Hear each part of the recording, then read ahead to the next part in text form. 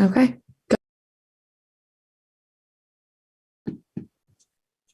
Malcolm X is one of the most influential African Americans of the 20th century, but for many, he's a polarizing figure.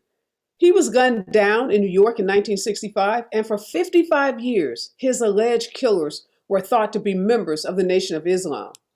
Last month, history was rewritten in a New York City court when two men accused of murdering him were exonerated. The decision confirmed the doubts that historians have long held concerning the government's flawed case against these two men.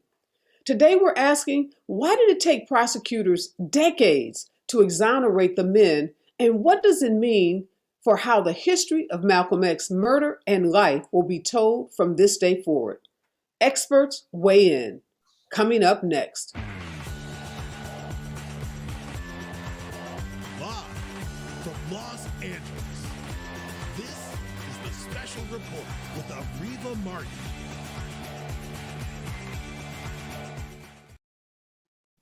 In 1965, Malcolm X was gunned down and murdered in a Manhattan City ballroom. His murder occurred 1 year after his acrimonious split with the Nation of Islam. Two innocent young black men, Muhammad Aziz and Khalil Islam, were rounded up by police and ultimately charged for his murder. A third man was also charged. In a lengthy brief to the court on behalf of the two men, Mr. Aziz and Mr. Islam, lawyers argued that the FBI and local police suppressed exculpatory evidence, which led to the wrongful conviction of the two men. Both men served more than 20 years in jail before being paroled. Mr. Islam died in 2009. Mr. Aziz, who was at the court hearing last month, is now 83 years old. Mr. Islam and Mr. Aziz became the victims of the same racism and injustices that were the antithesis of all that Malcolm X stood for. 55 years later, the system that failed these men is trying to right their wrongs. My first guest has written the definitive book on Malcolm X, his life and his assassination. Her name is Tamara Payne. She is the award-winning co-author of The Dead Are Arising, The Life of Malcolm X. She co-authored the book with her late father, Les Payne. The book won the 2021 Pulitzer Prize, the National Book Award, and NAACP Image Award. It was one of the best nonfiction books of 2020, a New York Times notable book of 2020, the best book of the fall by Old Magazine, the Week St. Louis Post-Dispatch, and the list just goes on and on and on of the accolades, awards, and praise that this book has received. And I'm so honored today to welcome to the special report, Tamara Payne. Hello, thank you, Areva. How are you? I know that list, Tamara. I couldn't even write the list. It was so long. The accolades that this book has received, the praise from every segment of the literary world, the historian world, every sphere of our society has come together to say you and your late dad have written the most definitive book on Malcolm X. So first, I just want to say, as again, I said when I introduced you, I'm honored to have you here today. Congratulations. Were you shocked? I mean, were you surprised when you saw the outpouring of support and praise for this book? I always believed in this project. I knew the kind of journalist my father was, and that's why I signed on to work with him on this. And, it's really a family project. I mean, it's learning about Malcolm's family and then also working with my father, which is family, and having that kind of a relationship where when you're working on a project like this, you need to be able to trust the people that you're working with. So it was like that kind of trust and just learning journalism directly from him. And also, I would say, I also believe that I was reliving history through him because a lot of what we were working and researching on, he had lived through. He was born in Jim Crow South, and his family moved up to Hartford, Connecticut when he was 12 years old. So as the story goes on, I know I've spoken a lot about this, but it's just important to understand that history is so important, and we should connect to this history so that we can understand where we are today. But yeah, I definitely want to put out that this is definitely about our family, working with my father, the family support I received from my extended family, my mother, my brothers, but also very importantly, the center of the story is Malcolm's family, learning about his parents and his brothers and so on and so forth. Well, your dad, Les Payne, a world-renowned Pulitzer Prize-winning investigative journalist. You're sitting in an office, and behind you are just, I would imagine, some of the many, many, many awards and accolades. There's a picture we were talking earlier before the show started of him with Clinton, of him with President Carter, with him with Maya Angelou, and I would imagine that he has traveled in some of the most revered circles and has met some of the most prestigious and influential people of our time. So as a daughter, I can imagine that you must just be so incredibly proud to have worked on this project with your dad, and just proud of the legacy that your dad has left.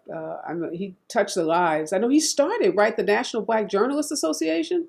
He's one of the co-founders, one of the 44, and such an important and vibrant organization today.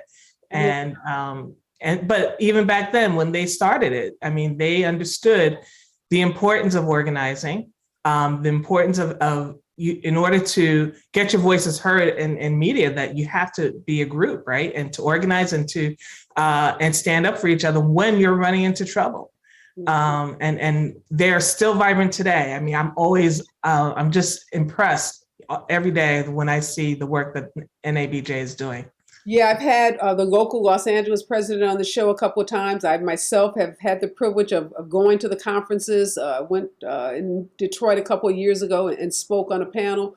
And, I can't imagine if there's any Black journalist anywhere in the world today that doesn't credit, some part of their successful career to the work that your dad and others like him did, and the foundation that they laid for future journalists. So I just had to get that out the way because, it's just, we got to give tribute to our ancestors, and particularly when the ancestors are giants like your dad. We've got to recognize those guys. They paved the way for all of us to be here. So now on to this book, 640 pages. 29 years. I mean, it's a big book. Yeah. 29 years of just, the kind of investigative journalism that I don't even know, still exists today. So tell us how your dad got interested in the project and then how he brought you into it. Right. Starting back in 1990, my father met one of the brothers of Malcolm, and he met him through his very good friend, who was Dr. Walter Evans at the time, who was a surgeon in Detroit. He made the introduction, and my father was just, of course, intrigued. As a journalist, you always want to, everybody's a source, everybody has a story to tell. And so he interviewed him, of course, because this is one of Malcolm's older brothers. And he spent 8 hours with him and recorded that interview. And when he came back to New York, he was talking with Gil Noble, another renowned journalist here in New York, very important, who hosted a show called Like It Is, and told him about this interview. And Gil Noble was saying, which brother did you interview? So my father said it was Filbert. He said, well, the brother you should speak to is Wilfred. And so Dad said, okay, goes back to Detroit and goes and seeks out to meet Wilfred and does. And again, another long interview that he records. And Dad just couldn't stop talking about these interviews and what he learned about Malcolm's childhood and what it was like growing up in the little household. And he was just couldn't stop talking about it. I had come home visiting from China because I was teaching English in China at the time. And that's all he was talking about. And it was really intriguing. And then when I came back from China, he had signed up to write this book. And I was like, okay, great. And then he said, I want you to work with me on this. I said, really? I was like, great. And because to me, I also had aspirations of going into journalism, but I also knew the kind of journalist my father was, and that there were things I was going to learn from him that I wouldn't learn anywhere else. And that's what I really wanted to do. So I got to spend 28 years with him, working on this book and researching and preparing for interviews and going on these interviews and doing some of the interviews myself. And it was just an incredible experience, just watching Dad craft this long work over these years. And it's just an incredible experience. But that's how it started. And I know you mentioned the brothers that he interviewed, but I read that he interviewed all the living siblings of Malcolm, his classmates, his street friends, his cellmates for when the time he was in prison, Nation of Islam figures. He even interviewed FBI moles and police officers, political leaders. I mean, I read there were like hundreds and hundreds of hours of interviews to Yeah. develop this portrait and to really separate fact from fiction, because there's been tons of books. If you Google books on Malcolm X, there's no shortage of books. What was your dad trying to do, and why? You think about our instantaneous world where, news is like moving at a mile a minute. To think that someone spent 28 years on a project, that seems almost like, unbelievable in this fast-paced, microwave world that we live in. But what was Dad trying to do that was different from all the other books that were out there? He really wanted to get to the person of who Malcolm was, because of how important Malcolm is. He was important to my father. He was important to many people, that I've grown up and met over the years. And who is this person? We know him from the speeches, because Dad, at first, he said, before even speaking with the brothers, he didn't feel that a biography needed to be done about Malcolm. He felt the speeches and the autobiography were enough. But what he learned when he started speaking with family members and classmates and people who knew him was that an autobiography really is about what you want the world to know about you. And biography is really what other people are saying about you, is what he would say. And Malcolm's autobiography in particular, it started out as a project really to uplift and the teachings of Elijah Muhammad and the Nation of Islam. But during the process, they split. So then it became more the story about Malcolm's life.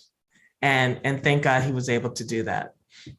So what are some of the main, and the book is vast, 28 years of interviews. I know it's kind of hard to condense it to a few sentences, but if you had to say, what are one or two of the main fictional things that we've all been told about Malcolm X that this book corrects?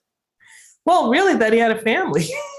He had 7 siblings, and he had parents. He was close to his mother and his father. His mother was very important in their upbringing, as well as his father. His mother, who taught them, she was from Grenada. She was educated, and she was also an independent thinker as far as starting her own businesses, and independent minded. And so she was very attracted to the Garvey movement, and as well as his father, who similarly in Georgia and during Jim Crow South, he wasn't able to really survive that system. And even his parents had to tell him, I think you need to leave because you're causing too much trouble here.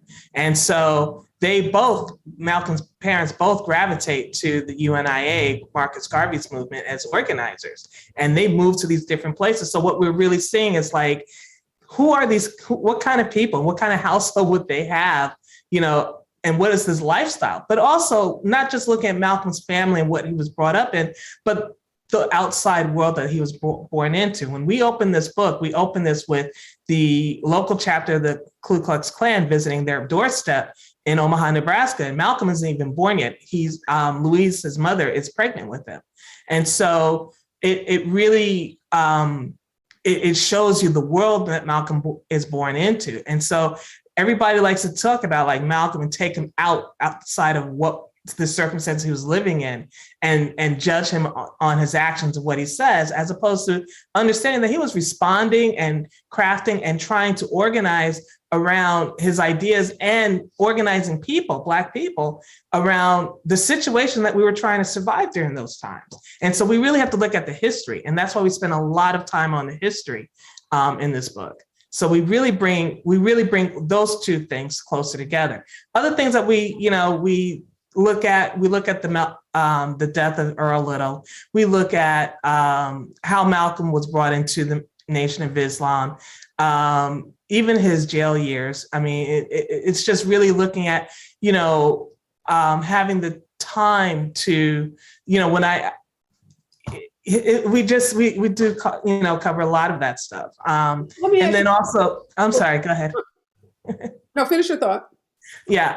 And then also his organizing in the Nation of Islam. Just what was Malcolm like as a leader, within the nation. Then we also get to look at him in Hartford, Connecticut, where my father grew up, which is a great chapter of this book because Dad really understood Hartford. He grew up there, but Malcolm organized the temple there. So it's really understanding that community, what Black people were like back then. And then also what we look at as far as journalism, everybody was a source. So we found out that we knew through family members, a lot of the founding members of that temple. So it's just really exciting getting these stories out, just getting the stories together about what Malcolm was like and what he was like, and listening to their stories about how these founding members moved up. And this is a story that is not uncommon. We hear this throughout the country, people moving up from the South, usually because they couldn't live in that community, and usually because of a lynching that just disturbed them so much, or that they themselves were about to be lynched, and then moving and running away to the north for more opportunities and for a better life and better opportunities, and then being hit with racism there, right? They couldn't choose where they could live, the jobs and the pay and all that. And Malcolm was helping them see how the system was working against them, but then still saying, but don't give up hope. You still have to work. You still have to contribute. You still have to control. You can have your own community and control the economy of your local community. What Tamara, about the breakup with the Nation of Islam? What is different about the story that you and your dad tell about that breakup that Malcolm had with the nation that perhaps is different than how we see it portrayed in some of the movies or some of the other books that are out?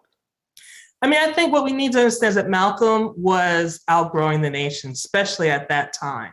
But Malcolm kind of came in very advanced even to the nation. I mean, when he comes into the nation that people were kind of upset with the way he was recruiting, because he was not only just recruiting hustlers from the streets, people who are living on the streets and trying to convince them of leaving their vices, but also the educated. And he gravitated to the educated because he wanted them to push their ideas and how to change and grow a nation, right? So, and this created a huge conflict and class conflict within the nation. But all members were welcome, of course, under the larger umbrella. So this kind of created tension against Malcolm.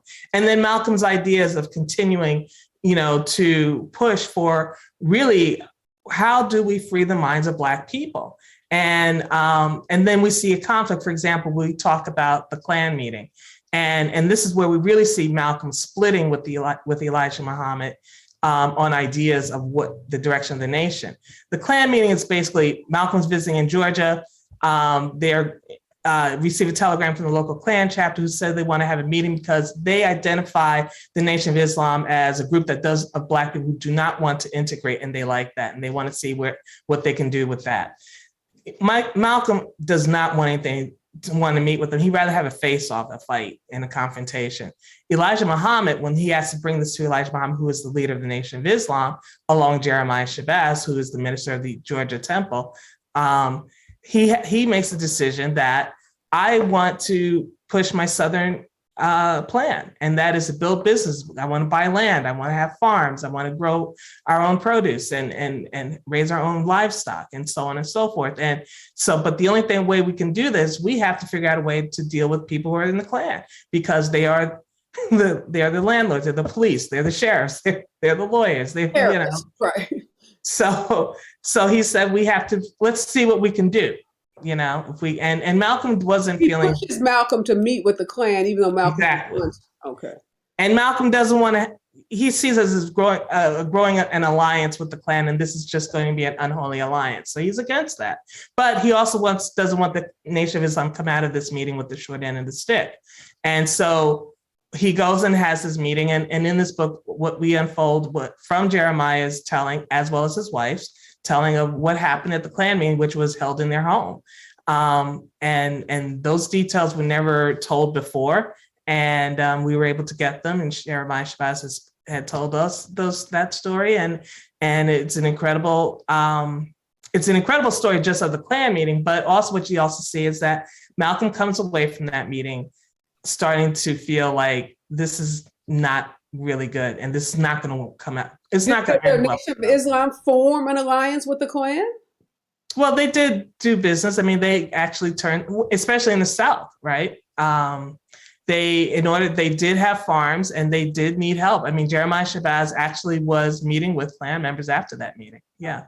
And so that was the beginning. So, one of the things in one of the, there's a series on FX about Harlem, and they have Malcolm X, in this series, and they portray after the assassination of the President Kennedy, that Malcolm does an interview, and Elijah Muhammad tells him, "Do not comment on the assassination of Kennedy."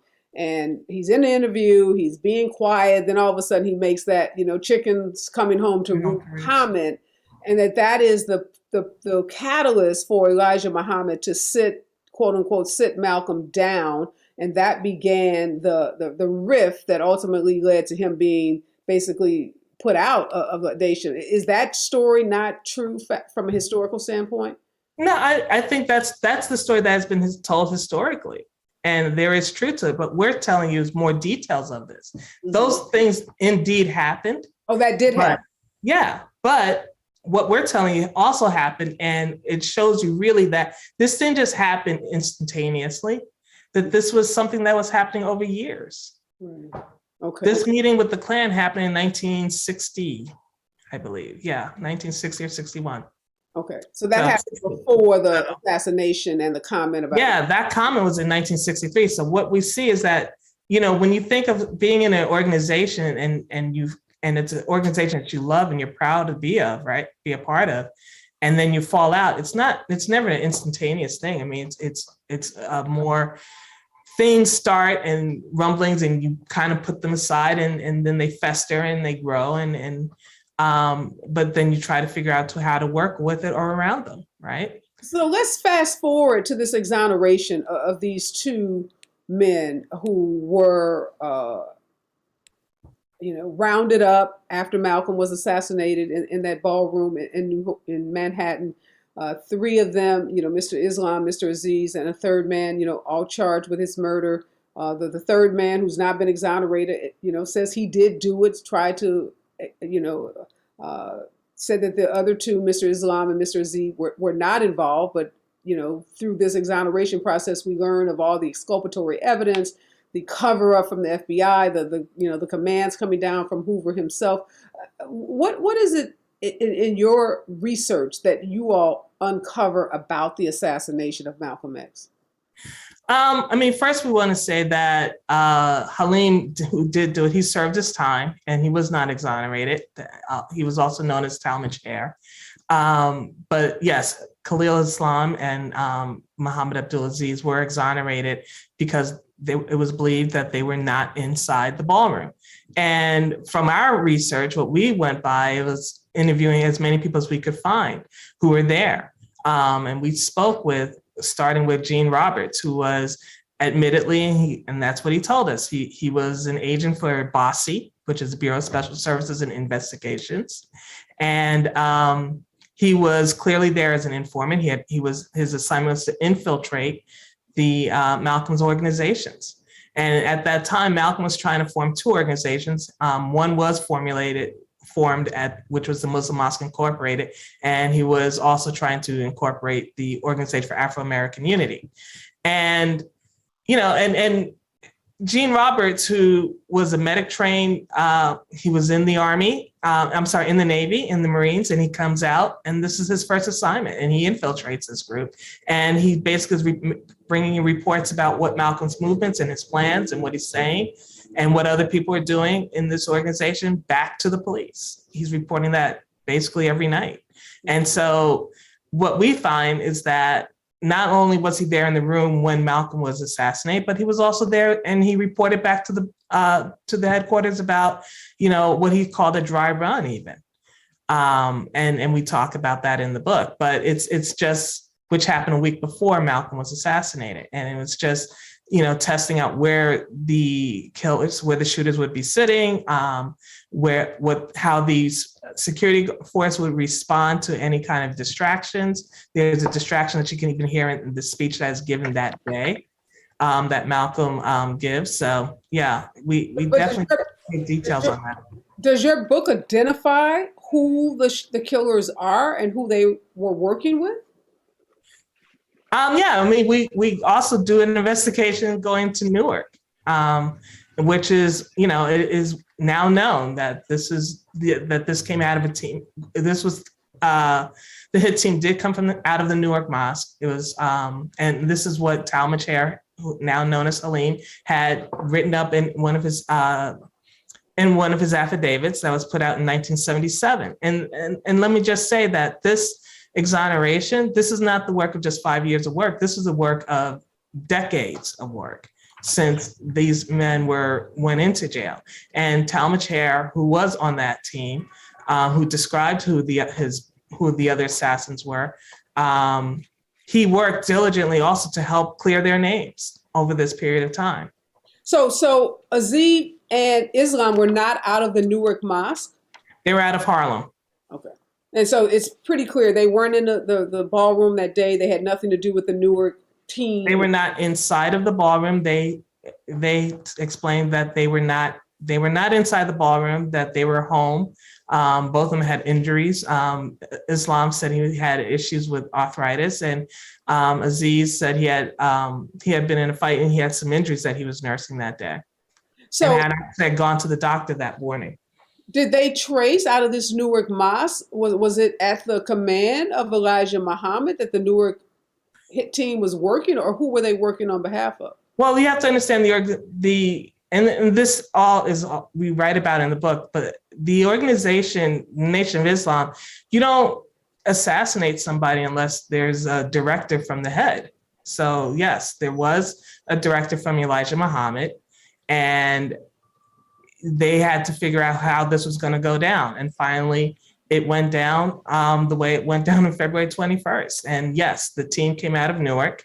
And we do identify who the names of these guys are, as does the motion that was used to exonerate Khalil Islam and Muhammad Abdulaziz. And do you what's the reasoning? Like, what's motivating Elijah Muhammad to want to kill Malcolm X?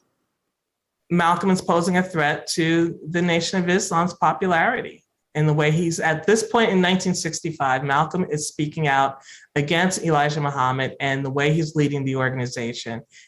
In addition to establishing the fact that he did father children out of wedlock with young secretaries.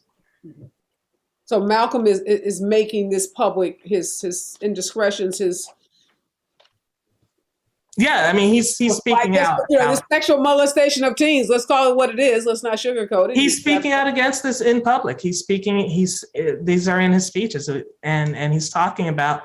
Look, and the other thing is he believed that the Nation of Islam was a good organization even at that point, but he understood that, that there were all these jealousies against him, working against him. Also, he knew that once he started talking about the babies, that this was going to set things in motion. He understood that. And what happened, just kind of, to wrap this up, what happens after he's assassinated? We know the three men go to jail. What happens to the rest of the folks who are at that Newark Mosque or even Elijah Muhammad? We know he never was criminally charged with anything. Well, I would like to let people read that in the book, but I mean, we do have a chapter we talk about what happens after the actual assassination on the day and what happens back at the Newark Mosque, and what happens, with that hit team and where they go after that. But as far as Malcolm's life, he's dead. Yeah. His family's life, they're destroyed by, Malcolm's life is, I mean, it's taken in front of them. His wife and children are in the room when he's killed. And a lot of people, I mean, if you can imagine just watching somebody brutally murdered in a room, but imagine that that's your father and your husband. And what that does. And then also you think about the lives of Khalil Islam and Muhammad Abdulaziz that are totally destroyed, and their families. They had families, they had children, and and they suffered. All of these lives were destroyed basically by this. Yeah, and the coming out of the descendants or the relatives of Aziz and Islam. So this is not a day of celebration, the day that they were exonerated, but it was just a moment to reflect on the profound injustice. No, and here's the thing I think that's really important to look at. This exoneration with the Innocence Project, and doing their reinvestigation. And I also give credit to the movie, the Netflix film, Who Really Killed Malcolm X. I mean, they're the ones who presented the information that shows that this came out of Newark, and who the characters are. And that opens up the reinvestigation. But it is this work that what you're talking about, the Innocence Project, and what they were able to come up with was this trove of documents that were unredacted from both the FBI and the New York Police Department. And I actually wrote about this on thenation.com last week, in which we talk about the FBI actually had a report the day after Malcolm was assassinated that these people came into New York. They were brought into New York, the killers, and where they were sitting inside of the Audubon. So, and that the descriptions that they were given of the person on the shotgun did not match Khalil Islam or Muhammad Abdulaziz. And then there were so many other things that came out of that. For example, that the informants who were in the room were instructed by J. Edgar Hoover not to inform the prosecution or the defense that they were informants for the FBI. Mm-hmm. Why Aziz and Islam? Do you know why they were singled out to be the fall guys? I don't know why they were singled out. Their names came up and they were traveled through. Now, Aziz and Islam, I mean, they were members of the Harlem Mosque, and the Harlem Mosque was also they were at war with Malcolm too, because Malcolm was also going through an eviction proceeding. His house was firebombed the week before, and as we say, by the Nation of Islam. So there's a lot of tension going on here. And the reason why the people that were in the mosque, the people who left the Nation of Islam with Malcolm, they knew Khalil Islam and Muhammad Abdulaziz, and they would not have allowed them inside the Audubon.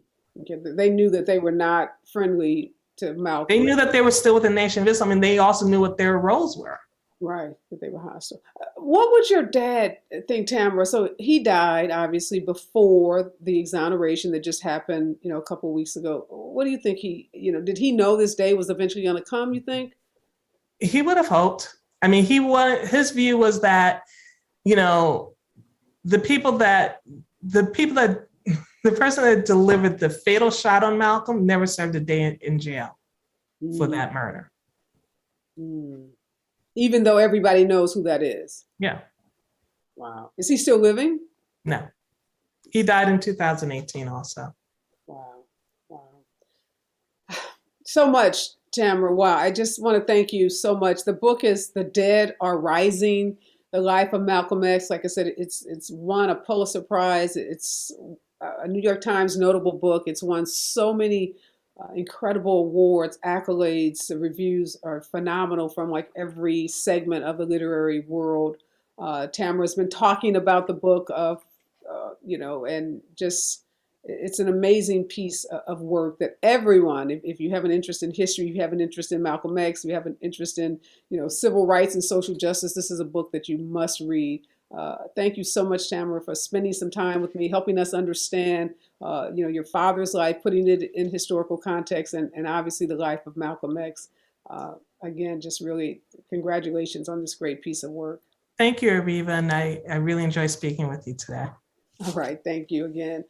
Wow, Bernarda Villanona is up next. She's a criminal defense attorney and former New York City homicide prosecutor, and she's a returning guest to the show. Bernarda, I know you were listening to Tamara talk about so many chilling things about this murder of Malcolm X, and you're in New York where Cy Vance took on this effort to exonerate the two men wrongfully accused, Mr. Aziz and Mr. Islam. Unfortunately, one was deceased before this day would even happen.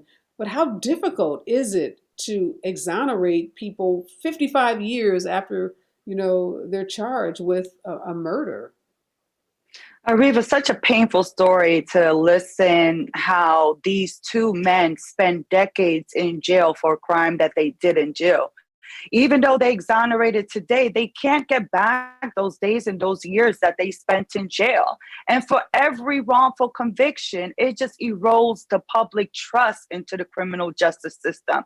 It is very difficult to get a conviction reviewed. You got to think, I came from the Brooklyn District Attorney's Office, where the late, great Kenneth Thompson built one of the largest and premier wrongful conviction units called the Conviction Review Unit that set the standard all around the country in order to review convictions and see if there are any wrongful convictions. So in terms of this specific case, you got to think, Malcolm X was killed in February of 1965. We're talking over 40 years, 50 years ago. So what the wrongful conviction unit does, and it just depends on the name of the unit, every office has a different name. And to think, Areva, there are some district attorney's offices around the country that doesn't have such a unit.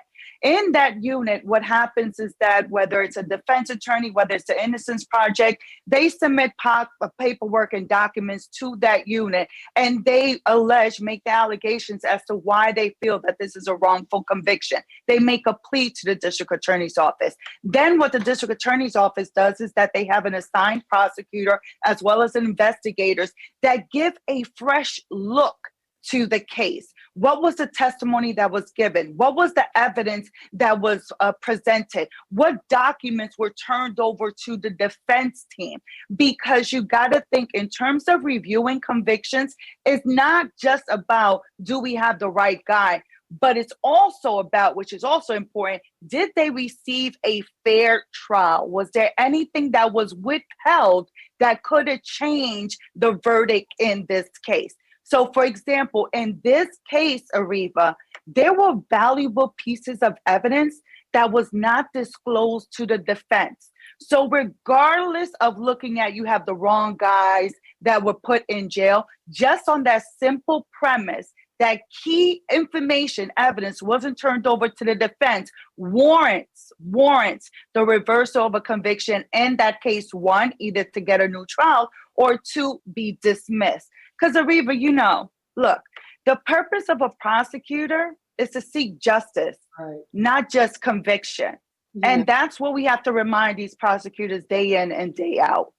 So, Bernardo, so many troubling aspects of this case. Obviously, these two men, as Tamara said, lives destroyed forever. So first I want to ask you, do you know, she said she didn't know how they were selected to be the fall guys.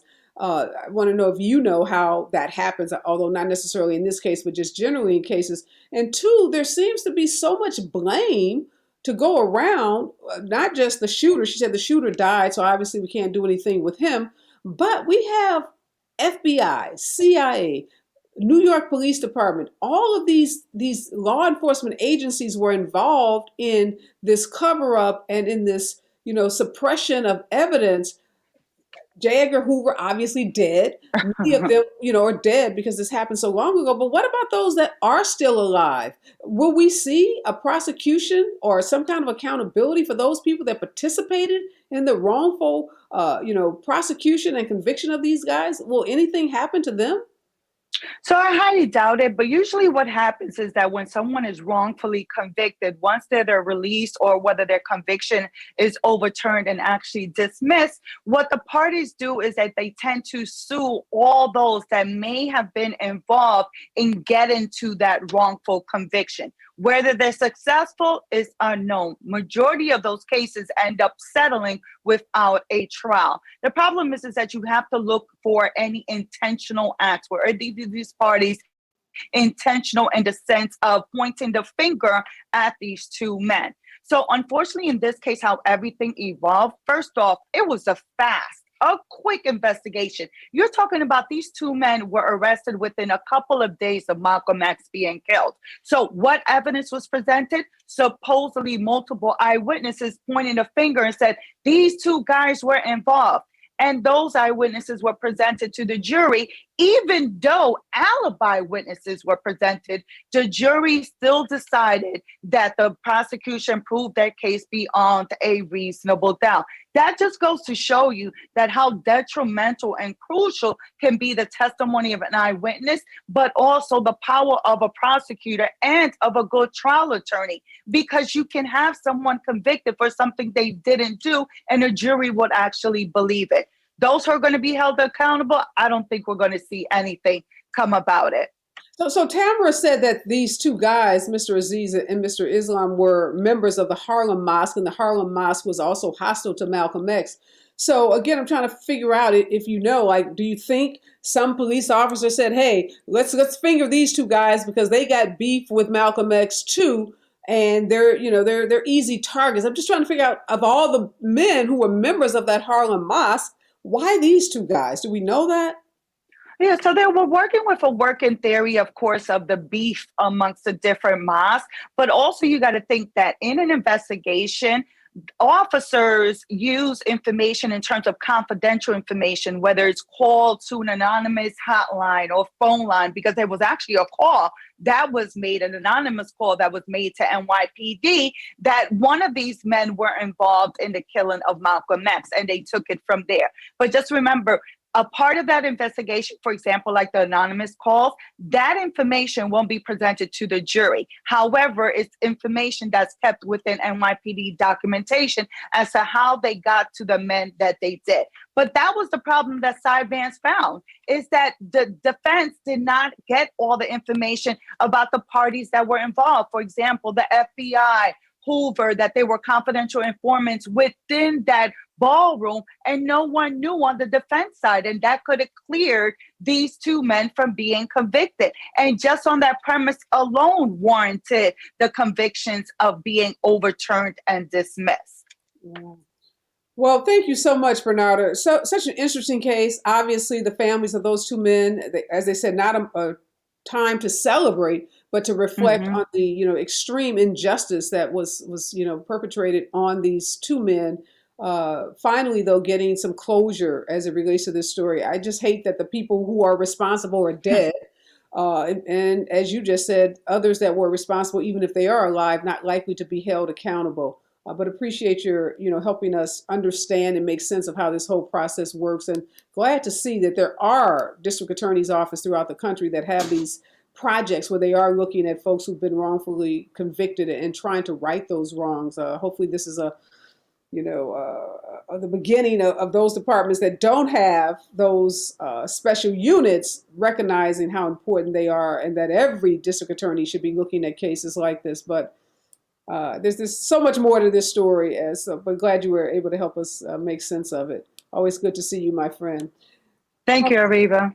All right, my next guest, Dr. Karlos Hill. He is a professor of African and African American Studies at the University of Oklahoma. He's a returning guest to the show. He's also the author of The Murder of Emmett Till, A Graphic History, and he's the author of the 1921 Tulsa Race Massacre. He's a historian that knows these issues. He studied Malcolm X throughout most of his career. Super excited to have you join me. Good morning, Professor Hill. Thank you for having me again. I'm feeling a little just overwhelmed talking to Tamara about this book and having to myself, maybe I'm feeling racial battle fatigue or something, but reliving this experience. And I guess I'm conflicted about what she said about Elijah Muhammad. We saw it in the Netflix documentary. We saw it in so many other movies, but to hear a historian that said, or journalist that said, I spent 28 years researching this, and yes, Elijah Muhammad, because he was sexually abusing young girls, having babies, and was mad at Malcolm X, he has this historical figure murdered. It's just, that's deep. I mean, this is like, talk to me, Dr. Hill. Help me out. Like, is this just, grown men pissing? What is this? It's just horrible. It's a little bit more than that. As Tamara was suggesting, the stakes were really high. I mean, Malcolm is the face of the Nation of Islam when he's assassinated. Even when he's assassinated, even when he's been pushed out, he's still the face of the Nation of Islam because he's the most visible figure, even with Elijah Muhammad. And so Malcolm being alive made the Nation of Islam, in the eyes of Elijah Muhammad, vulnerable, right? And so this wasn't just two men upset with each other.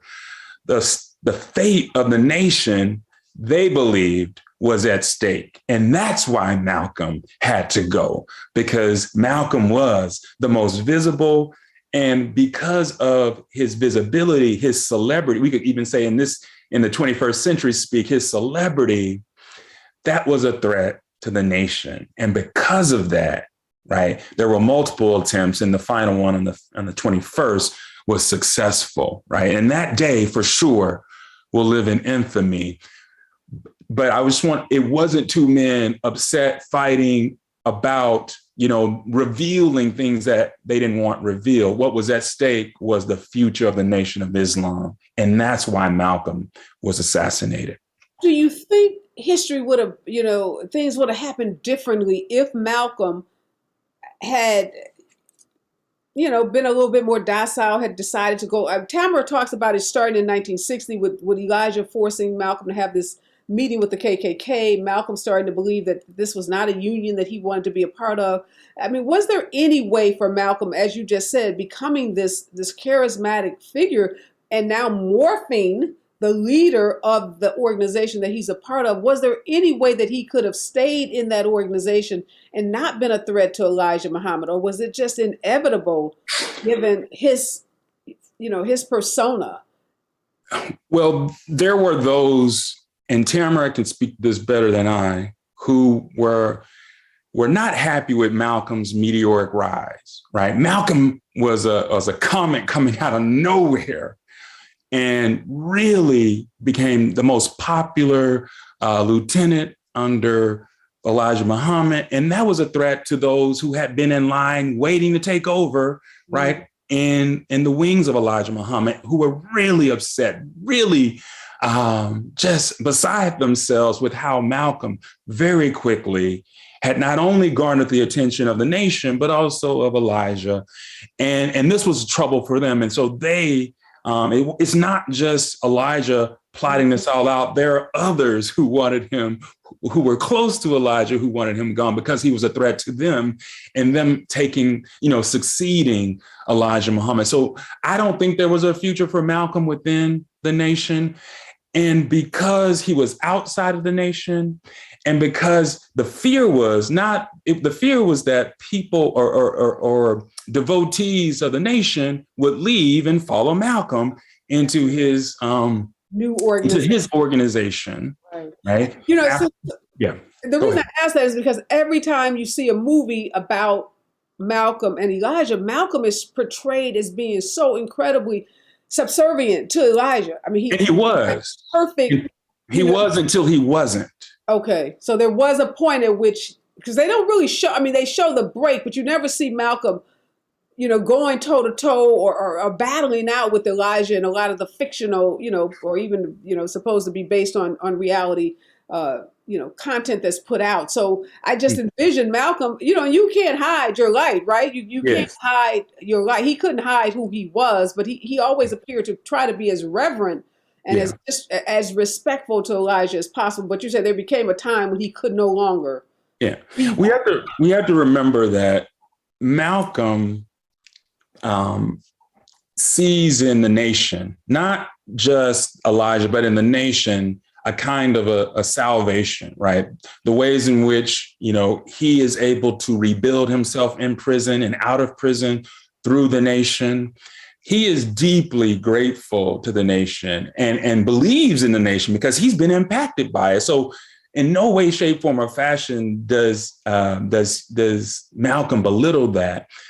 He's deeply proud of the nation for the things that it's done for his life. But what becomes clear is what is being purported and what has actually happened are different. And so over time, Malcolm is learning what is really happening in the nation and becoming increasingly uncomfortable, even though he has deep respect and gratitude to Elijah. Right. And so this is, and ultimately it just becomes too much for him because of who he is. And Ossie Davis and Ruby Dee eulogize, and Ossie Davis, Ruby Dee, Black actors in the mold of a Harry Belafonte, in the mold of a Paul Robeson, in the mold of a Danny Glover. He eulogized Malcolm by calling him, at Malcolm's funeral, he called him our shining Black prince. Our shining Black prince. Because who Malcolm was most fundamentally was someone who centered Black self-determination. He centered Black pride. And when you center Black determination, when you center Black pride, you get Malcolm X. Malcolm was a revolutionary Black nationalist. That's who he was fundamentally. And so Malcolm spoke of the ballot or the bullet. And this scared white people. White people were really afraid of Black people saying the ballot or the bullet. That's your choice, right? Yeah. This excited Black people because what Malcolm was saying is that we're going to have to fight for freedom. Freedom isn't going to be handed to us. He was famous of saying freedom isn't going to be given. It isn't going to be earned. Freedom isn't something that is bequeathed to people. Freedom is claimed. Mm-hmm. Free people claim freedom. They don't beg and grovel and talk about, in his words, turn another cheek. Free people claim their freedom. I'm glad you used that turn the other cheek, because now I want you to juxtapose Malcolm in the 60s with Dr. Martin Luther King. And you can't go to school, you can't do anything in this country without knowing who Dr. King is. But there are many people who are never taught the history of Malcolm X, although I know you believe and others believe he's one of the most consequential figures of the 20th century, and particularly amongst African Americans. So was Malcolm, we know Dr. King was nonviolent and came out of that nonviolent theology. Where was Malcolm on the subject of violence? And give us a history of what those two men were like, or how they were alike and how they were different. Absolutely. So Malcolm X is a revolutionary Black nationalist who believes in self-defense, armed self-defense for Black people. And he believes that because he believes free people claim freedom, right? And he believed that a free people, a prideful people, right, should never submit willingly to violence. He believed that fundamentally a proud, free people would never willingly submit to violence. That was, in his mind, inconsistent with a proud, free people, right? And so this is why Ruby Dee and Ossie Davis called him our shining Black prince, because he represented Black self-determination and Black pride in ways that others did. But when Malcolm spoke it, his words not only echoed, but they pierced people's ears because his truth was so powerful and so powerfully spoken. And King, I will say this, even though these two men bitterly disagreed with each other on how Black people get to the promised land. And in fact, what is the promised land? They disagreed fundamentally about what is the promised land and how we get there. Malcolm, again, was a revolutionary Black nationalist. He believed in Black nationalism. He believed that Black people were a nation, and as a nation, Black people deserve their own country, their own territory, right? As a sovereign nation. King believed in the beloved community. He believed in creating a true multiracial democracy. At the end of his life, he became anti-capitalist, right? And calling for a living wage, a universal wage for all. I think there's a way in which at the end of Malcolm's life, his life was taken from us. He should have lived much longer and had much more impact on Black people in this country, but he was taken from us. But I think in 1965, what I see in Malcolm is someone who was always going to be a revolutionary Black nationalist, but one that was willing toward the end of his life to maybe work with a king. And I think King, who was very much devoted and centered creating the beloved community. Those weren't just words he spoke. He believed in Christian brotherhood. He believed that was the path toward creating a multiracial democracy. That was his approach.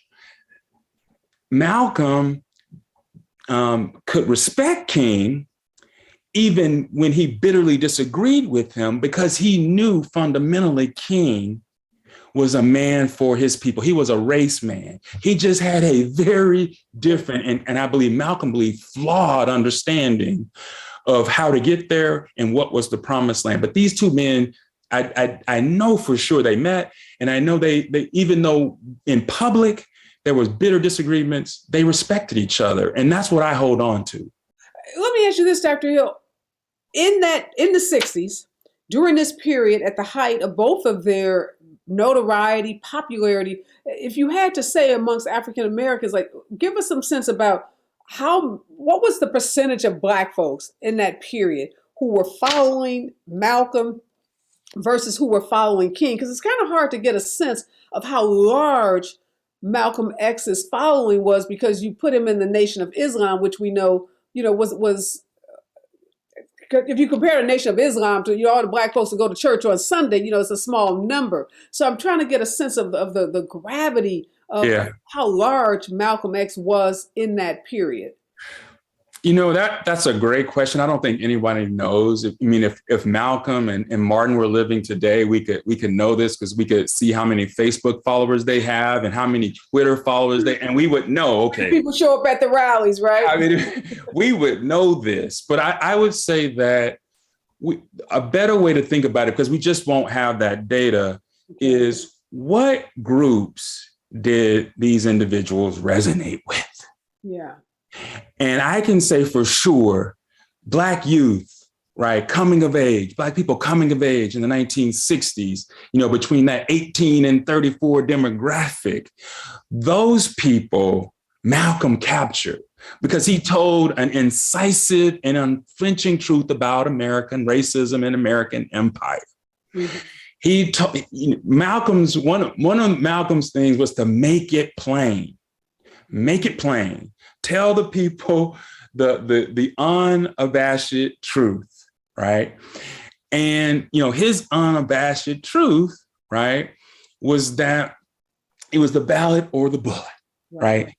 And that scared folk, Black people and white people, more white people than Black people, but it scared both because of implications. As you said, that 18 to 34. So would you say 35 and older Black folks in particular were more aligned with Dr. King's message?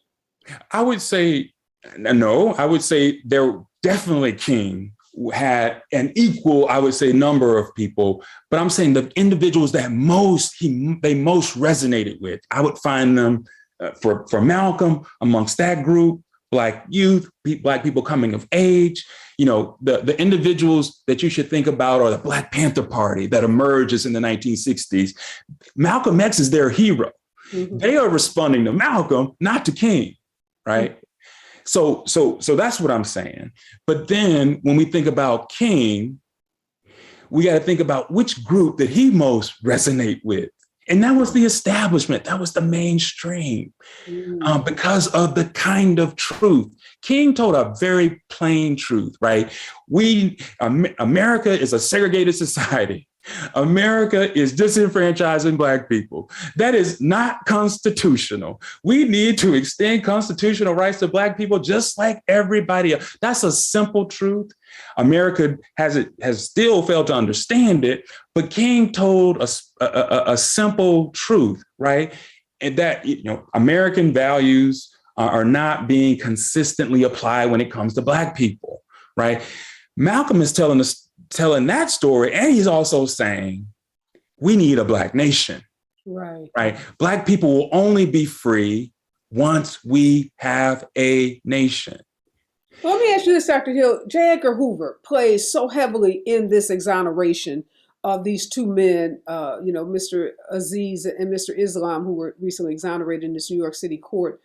Why did Malcolm X, and maybe King did too, but why did Malcolm X, just frighten J. Edgar Hoover to the point where, he had him followed, he had informants, he was, according to these documents filed in court, he directed the way that the evidence was handled in the trial of these two men. He was very involved, hands-on, Yes. with the assassination, with the haunting of Malcolm X. Why did Malcolm put the fear of God in J. Edgar Hoover?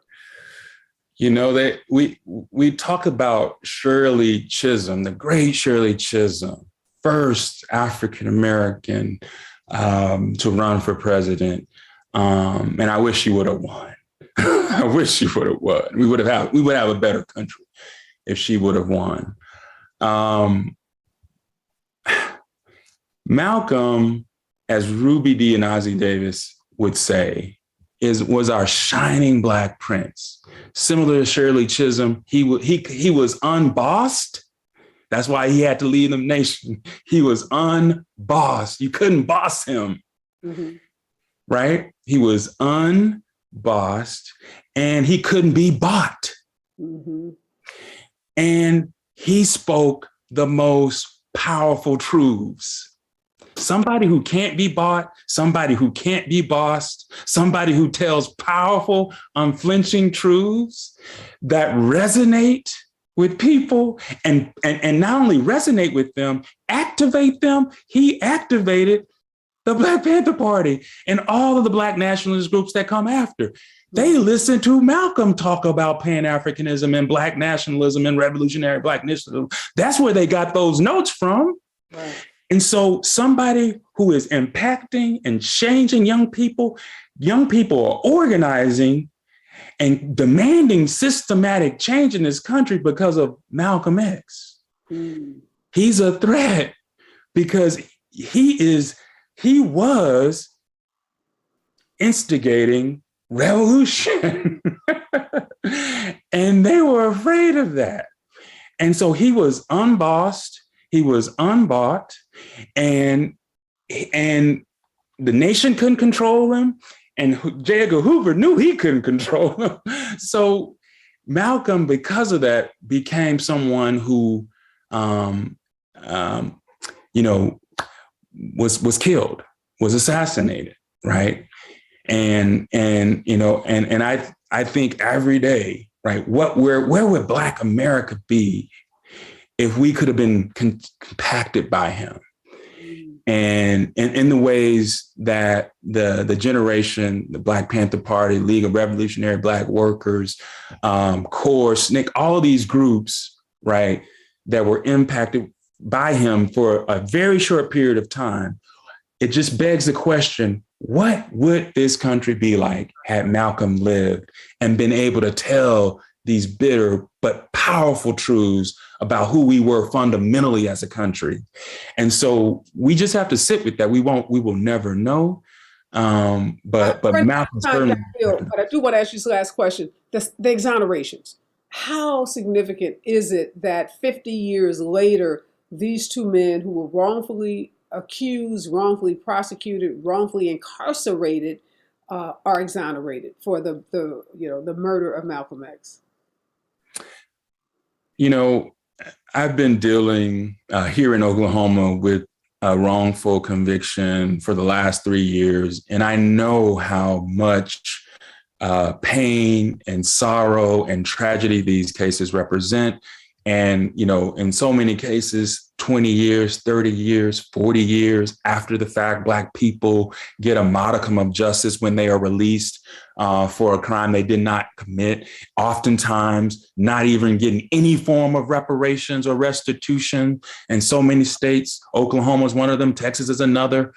These are two states that I've lived in recently, or one state I live in right now, one recently. This is it's too frequently the case for Black people.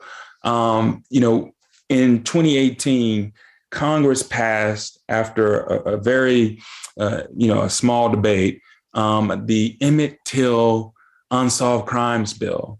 And they passed that bill because there are literally hundreds of cases like the one you just spoke of from the civil rights era of cold cases of civil rights leaders like Malcolm X who were killed, right?